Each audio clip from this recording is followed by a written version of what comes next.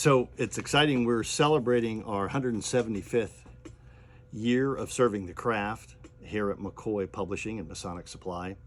And we're doing that by reproducing, or I should say we're publishing the 175th anniversary edition of Macoy's Masonic Monitor.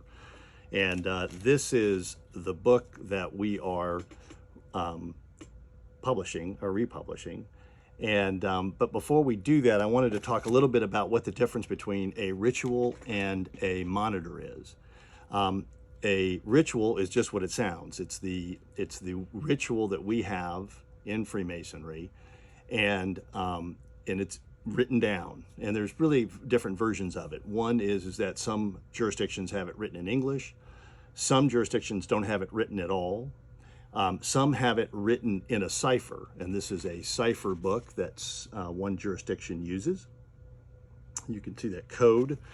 And then some jurisdictions use exposés that were published many years ago, and that's like Leicester's or Duncan's. Now, monitors are different. Monitors are descriptions of lodge rooms, protocols like how to open and close a lodge, receive grand officers, things like that. And they contain excerpts of the lectures. And in there, they describe like the metaphorical meaning of the rituals and the symbols that we use. This is an example of a presentation volume, that's what some people call it, that's used in one jurisdiction. Others, and most jurisdictions have their own monitors. So that's the difference between a ritual and a monitor. Now, the history of monitors basically started with the 1723 constitutions that were written by Anderson. And this is an example that's published by Lewis Masonic that we sell.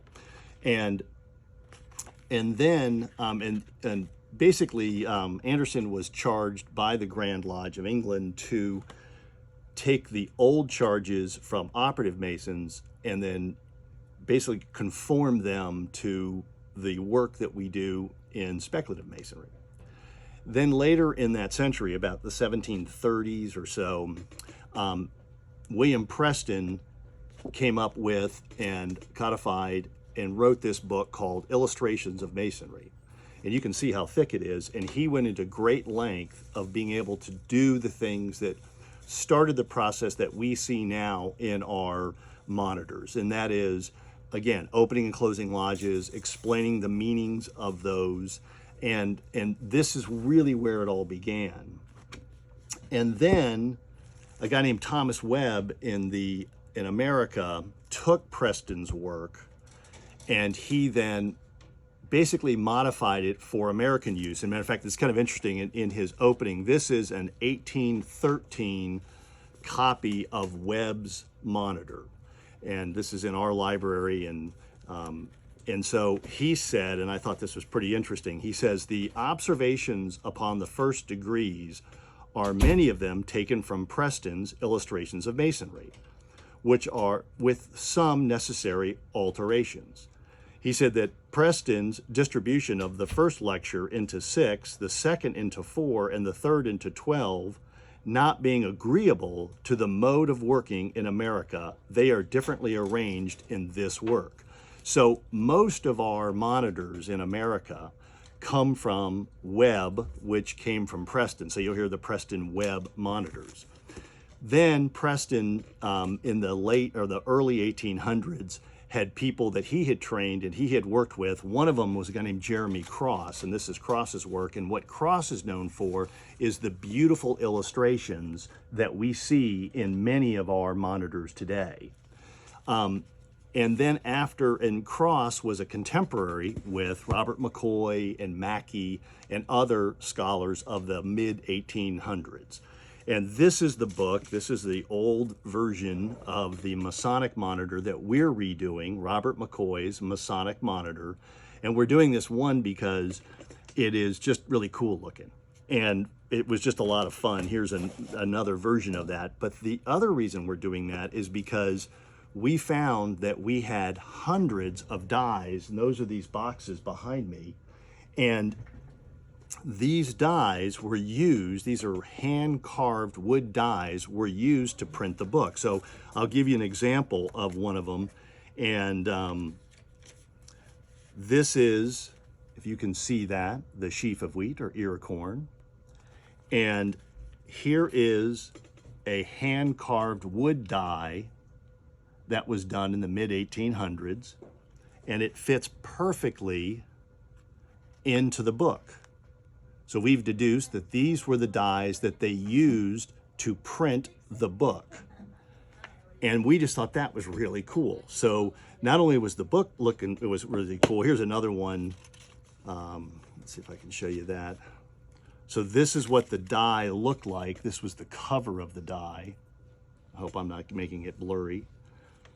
Here's the die. And again, it fits perfectly in the book.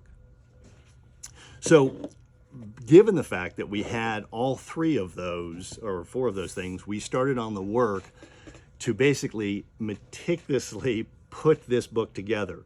And the first thing you have to do, by the way, here's what the new one looks like. Pretty exciting. I'm pretty excited to, let's give you an example of what it looks like inside. So first what we had to do is we had to redesign the layout and make sure that it had the same kind of presentation for you today as it did back in the mid-1800s. And this took hours of work, and many thanks to Michael Halloran, because he did great work on that. Then the next thing we had to do was to take those images that you saw from Cross that were put into the Macoy books and meticulously restore the 300 images of the 1867 edition of this book to reveal the intricate details of the originals, as opposed to just merely photocopying them, because you'll see photocopies of these old things and they're just blurry, but we really wanted to make it look great. Then what we decided to do was we said, all right, look, what we want to do is gold stamp each book. So because our book is a little bigger than the original book, so we could get the fonts bigger because none of us are getting younger, we had a die made that looked just like the original cover. And we are gold stamping the front and back of each one of these books right here at Macoy, because it's just really cool. And it makes the book pop, and it's very, very fun to do.